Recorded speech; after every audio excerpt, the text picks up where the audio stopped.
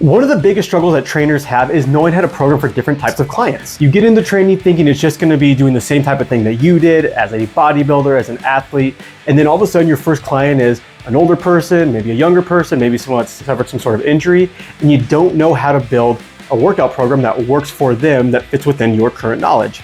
So I'm going to give you 3 different specific case examples to show you how you can program for any type of client while utilizing what we call a Show Up Fitness, the CCA template of programming, where we're going to build all of our programs off of our 8 core movement patterns. So I'm gonna go ahead and list our 8 core movement patterns that we program off of right here. But a quick breakdown, we got our vertical push, vertical pull, horizontal push, horizontal pull, unilateral. What we're talking about there is like lunge variations. So it could be your Bulgarian split squat, reverse lunges, box step ups, anything that's like a compound movement using single leg. There could be some carryover there with the squat and also with our other movement pattern, hinge. And then our last one is transitional / jumps. This is going to be something along the lines of doing plyometrics, jumping, obviously, but also if you're going to be working with older demographics, which is something that we're going to talk about today, then jumping may not be appropriate at first. It is something you could probably do with them, but that's where you might do something more along the lines of carries and other types of transitional work. But those core movement patterns are going to lay the foundation for everything that we do. Every client that I have does the exact same 8 core movement patterns. They don't do all the same exercise with those movement patterns, but everyone does all those 8 movement patterns that we listed. Whether it's one of the pro hockey players that I train, whether it's one of the youth athletes, whether it's a weight loss client, whether it's my 76-year-old commercial developer that just needs to continue to be able to move and get up and down stairs on a regular basis, everyone's doing those movement patterns. Where your superpower comes in as a programmer is learning how to prioritize them and then pick the right exercises within that movement pattern that's going to best attain your client's goals and work within their current limitations. So let's start off going over our 73-year-old male who will list his stats right here, but more or less is just looking to build strength. It doesn't have any major injuries, but has some creakiness in the knees, gonna be dealing with some joint discomfort. You're gonna see this a lot with older demographics of clients, but someone that's capable of doing more than maybe he realizes and maybe that you'd be comfortable doing, but we're going to figure out what an appropriate workout for him looks like. So CCA stands for core movement accessory. More or less what we're gonna do here, we're going to pick 2 different core movement patterns, a superset, and then throw in an accessory. When you're working with a new client, this might be a little much for them at first, especially with an older client. But if you're picking the right exercise variations within the movement pattern, they should be able to do this. Typically what we're going to do is we're going to go core movement, accessory, rest, repeat for 3 rounds before moving on to the next CCA, which we'll put down here. However, when you're working with someone that's in that silver age range, they might only be able to get through a couple of rounds of this. They might be deconditioned. There could be some potential heart cardiovascular issues that you're working around. You need to get your doctor's clearance and approval before taking them through a workout like this beforehand. But let's say in this case, because you're a qualified trainer, you've checked their blood pressure, you've seen paperwork as far as their medical clearance, you know everything that they're dealing with because you've done a full assessment with them. We're gonna go ahead and jump right in, but understand that you might need to do a little bit less with them, but you still wanna take them through this full CCA. Whether you're 73, 35, 14, if you're a gym bro, even maybe it's not a bro, but if you're a guy in the gym, typically you're going to default to wanting to do a little bit more upper body. Not always the case, but in this situation, let's focus on one of our upper body movement patterns. We're going to start off with push-ups. And you're probably thinking, wow, way to go basic, also way to go and do something that he probably can't do. And you're right.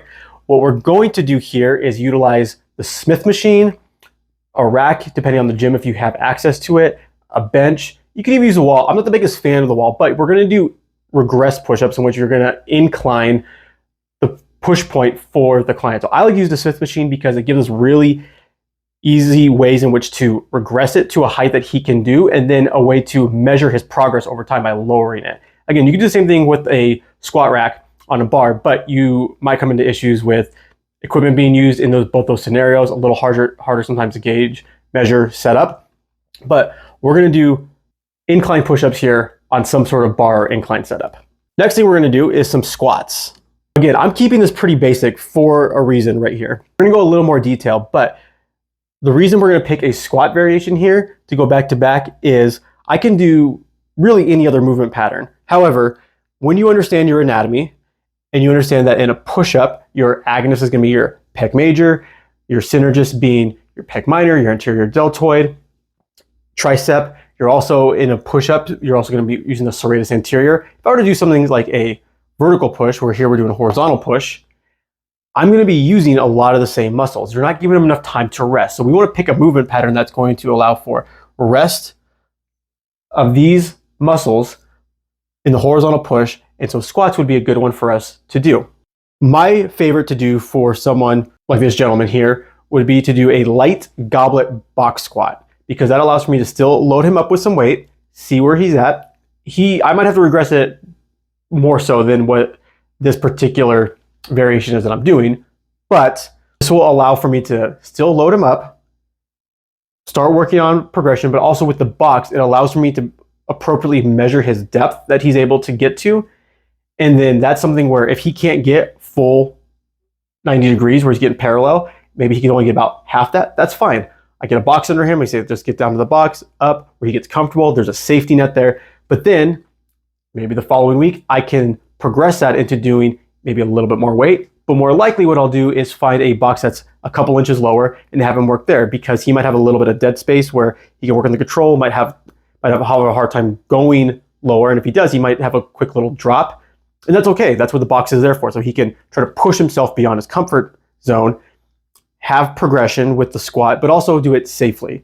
You as a qualified trainer are being hands-on. So you're standing right next to him, hand behind him, guiding him down so he feels safe and comfortable so he can push himself, knowing that if something happens, you're right there and you got his back. Then for an accessory, this is where you can do single joint movements, cardio, you can do mobility. There's a whole plethora of stuff you do, but this is gonna be something a little bit less intensive, typically single jointed, and something that's going to not take away from the two main things we're doing. So I'm going to probably do some sort of ab or core training with him here. Not core as a core movement, but core as an abdominal work. A plank could be a good variation for a lot of clients. For someone that's older, who's dealing with knee discomfiture and a little bit of pain, he might have a hard time getting up and down off the ground. Doesn't mean that you shouldn't do it, but if you're going to program that in for him, you need to make sure that you're not just having to go up and down repeatedly, especially in that first session, because that might be challenging for him. It could be a little embarrassing for him. And so what we're going to do here is do a Pallof press. And this is an opportunity for you to get more hands-on. So you can use a cable, you can use a band that's attached to something. I like to have him where he's holding the band, pressing out, and I'm controlling the resistance, holding it, because I can mess with them a little bit, add some perturbations in there. There goes my cap. Make it a little bit more challenging, but also make it fun for him. I say, all right, come on, Frank, don't let me pull it. Keep your hands right there. Mess with them, maybe smack the band a little bit. He's having fun, like, what the heck is going on here? And but he's being challenged in a fun, safe way. We're going to go ahead and clear that real quick. Okay, now that we've gone through 3 rounds of this, you're probably wondering, what's the rep range on this? Good question. Typically with a newer client, we're gonna wanna do a little bit higher on the rep range for a couple of reasons. One, it's going to allow for better overall movement competency. More or less, they get to practice the movement, they'll get better at it when we go higher reps. There's also a lot of science suggesting that you will strengthen and build better connective tissue with doing higher reps, because you're not putting as much direct strain with more weight, where you might be out training your tissue capacity, and you can more safely train into that max level that you can do. But for someone that's older, we don't want to completely burn or max them out. So I'm still probably looking to do 10 plus reps on some of this stuff, but I might have them focus a little bit more on going slow, controlled movements. For some of our other clients, I am for sure going to stick mostly with that 10 to 15 rep range, more or less, for most of the stuff we're doing. For Frank here, I'm probably thinking, try to go up to 10, but I might be even doing 6, 8. It's going to kind of depend on how he's moving and how he's feeling about everything. So next CCA, we do 3 rounds of that, then we move on to the next thing. This should roughly take you about 15 minutes. I know I've not touched on warm-up. That's going to be for a different video. Moving on to our next CCA, we're going to do some TRX rows with some step-ups into band walks with catch. I'll explain that in a second. But TRX rows, we're going to horizontal pull, want to get stronger. Then we're going to go into step-ups. This is one of the best ways in which someone can build that balance and stability. You don't need to put them on a BOSU ball. In fact, you should never put someone on a BOSU ball, but especially someone this age where they might already be struggling. It's unsafe. There's 0 evidence or research that it actually helps build a balance and stability outside of a physical therapeutic method in which to rebuild some of the connective tissue from a traumatic injury. That's not the case here. So we're going to do step ups. We're going to pick a box that's appropriate height for him. Typically, starting off with a client, I'm usually looking for like at least a 12-inch box to start off. Frank may not be able to do that. That's fine. Even if it's a 4-inch box, 6-inch box, something like that, where he can step up. And we're going to have an eccentric focus with this, meaning he's going to step up. If he's doing his right leg first, going to push up on the box with his right leg, but then he's going to focus on controlling down. We all know how dangerous it is for an older person to fall down and potentially break a hip or hurt themselves. Most of the time when someone falls, especially when they're getting into that later stages of life, it's typically coming down off of something. It's coming down steps, it's stepping off of a curb, it's getting out of a car, because they don't have the motor unit control on the step down. Too much force goes into it, they can't catch their balance, and they fall. So this creates a way for us to safely work on strengthening this so that they have better movement outside of the gym. And then for the accessory, we're going to do band walks, where we're just going to put a mini band around his knees. Then we're going to do some sidewalks where he's always going back and forth.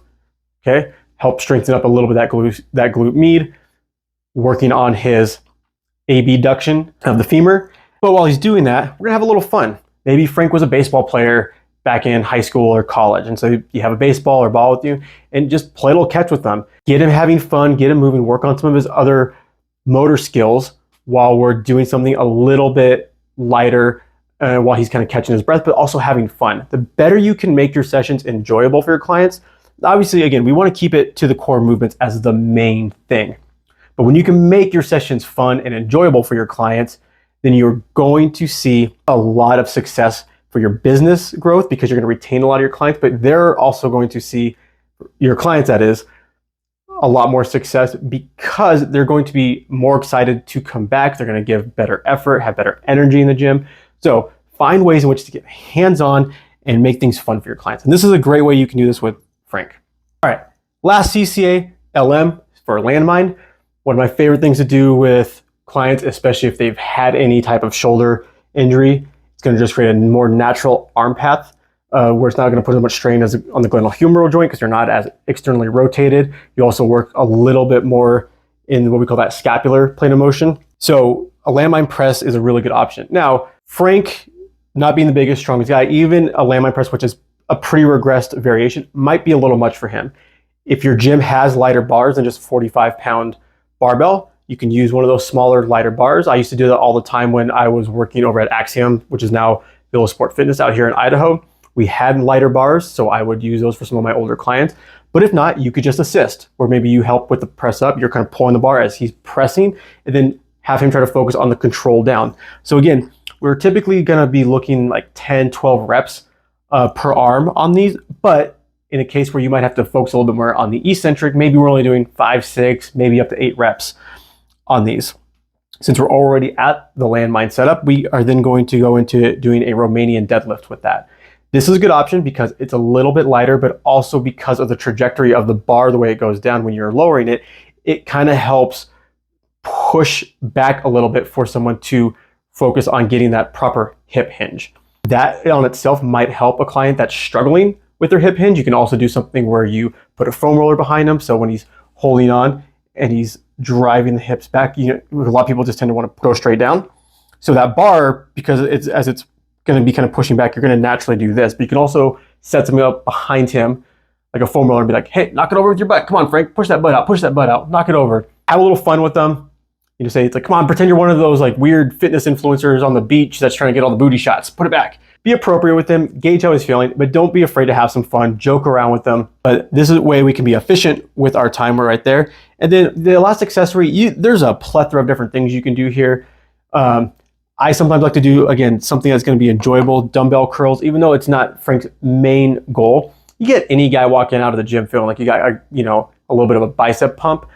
Usually a good sign for them to kind of end with. But this also could be an opportunity where if he's felt like he's got a good workout moving, but he's not like real gassed, maybe play some sort of game with them, do something along with them. You can have them do a plank variation in which you're alongside with them, you're getting hands-on. But that's just the one I choose because I'm thinking at this point, his first workout, we've done a lot. He's probably a little bit gassed and something he's probably going to enjoy, but also it's going to be not super taxing so that he's not feeling like he just got wrecked and might hesitate to come back. So this is how you would build a workout program for somebody like Frank. We're gonna break this up into doing 3 parts. So we got Frank here. Next part, which we'll tack on next week, we're gonna go over a 30-year-old female weight loss client and how you're gonna utilize these same movement patterns that are right here. You're gonna see it's gonna look very similar to what we did with Frank, but we're gonna pick different variations, and we're going to also shift at the priority in terms of what goes where. So we're most likely not starting with a horizontal push. We're probably gonna start with one of our lower body ones. But we're gonna talk about the goals, how you pick those, and what that looks like for a weight loss client. And then along those lines, do you do cardio? Do you not do cardio? If you do, where does that fit in? Can you implement it in a workout like this? And if so, what does that look like? Or if not, where are you programming that outside of the workout? So thank you all for being here, following along with my YouTube channel. If you're a trainer who's actively trying to get better at programming, then make sure that you subscribe, like, follow, check me out on other social media platforms so I can help guide you in how to properly program for any client. It's going to greatly accelerate your overall personal training development and business growth. You're going to have much better client retention when you can program for anyone, where anyone can sit in front of you. This is what's going on. Great, let's go do a workout. You're going to be like, wow, this is the best thing I've ever done. They're going to sign up with you right on the spot.